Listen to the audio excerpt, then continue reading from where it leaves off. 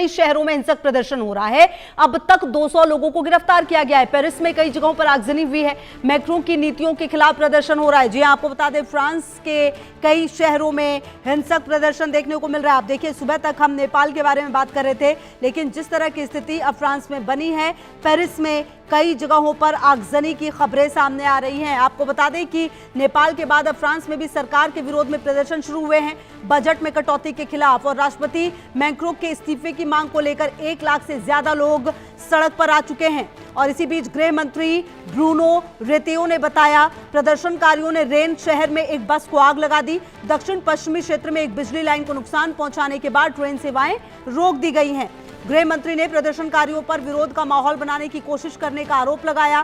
France बंद का आह्वान लेफ्ट पार्टियों ने किया है और इस प्रदर्शन को ब्लॉक एवरीथिंग नाम दिया गया है। तो आपको बता दें कि पेरिस में ये विरोध प्रदर्शन हो रहा है, जो सरकार के खिलाफ हैं। लोग यहां पर पहुंचे हुए हैं, प्रदर्शनकारी यहां पर लगातार प्रदर्शन करते हुए नजर आ रहे हैं। आपको बता दें, सरकार ने 80,000 पुलिसकर्मियों को तैनात कर दिया है और अब तक 200 से ज्यादा उपद्रवी गिरफ्तार किए जा चुके हैं। तो अहम जानकारी आपको दे रहे हैं। 2 तस्वीरें हैं। एक तरफ नेपाल में हिंसा, लगातार 48 घंटे से ज्यादा का वक्त गुजर चुका है। नेपाल में कर्फ्यू है।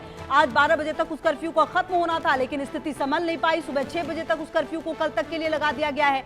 और अब इस बीच फ्रांस में भी प्रदर्शन हो रहा है। जी हाँ, पेरिस में भी प्रदर्शन होता हुआ नजर आ रहा है।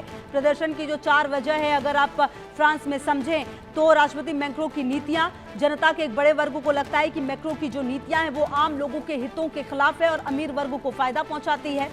इसके अलावा बजट में कटौती, सरकार ने खर्चों में कटौती, कल्याणकारी योजनाओं में कमी और आर्थिक सुधार लागू किए। इससे आम जनता, खासकर मध्य वर्ग और श्रमिक वर्ग पर दबाव बढ़ चुका है। प्रदर्शन की एक वजह यह भी है। दूसरी तरफ 2 साल में 5 पीएम, हाल ही में आपको बता दें लोकोर्नु को प्रधानमंत्री बनाया गया। ये 2 साल से भी कम समय में 5वें प्रधानमंत्री हैं। इससे लोगों में अस्थिरता और असंतोष बढ़ा है। प्रदर्शनकारी चाहते हैं उनकी नियुक्ति की शुरुआत से ही सरकार पर दबाव बनाया जाए। इसके अलावा ब्लॉक एवरीथिंग आंदोलन, आपको बताएं वामपंथी गठबंधन और जमीनी संगठनों के इस नारे के साथ आंदोलन शुरू किया गया ताकि देशव्यापी ठप की स्थिति पैदा करके सरकार को झुकने पर मजबूर किया जा सके। तो ये ब्लॉक एवरीथिंग, इसे नाम दिया गया है। यह प्रदर्शन ऐसे समय में हो रहा है जब फ्रांस के नए प्रधानमंत्री लोकोर्नु अपना कार्यभार संभालने जा रहे हैं। एक दिन पहले फ्रांसवा बायरू ने अविश्वास प्रस्ताव पारित होने के बाद राष्ट्रपति मैक्रों को अपना इस्तीफा सौंप दिया था।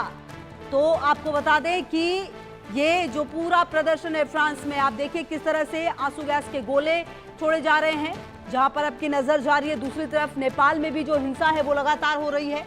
नेपाल में भी लोगों के मारे जाने की भी खबर सामने है। और ऐसे में आप समझिए कि फ्रांस में भी ये जो प्रदर्शन है, अब सवाल ये उठता है कि सरकार इसे रोकेगी कैसे, क्योंकि देखिए भनक तो थी कि ऐसा कुछ हो सकता है, लेकिन अब जो प्रदर्शन ये हो रहा है, जिस तरह से सड़कों पर लोग हैं, कहीं ना कहीं इन्हें रोकना अब थोड़ा मुश्किल जरूर होगा। आपको बता दें कि ये पूरा प्रदर्शन अब देखिए किस तरीके का रूप लेता जा रहा है।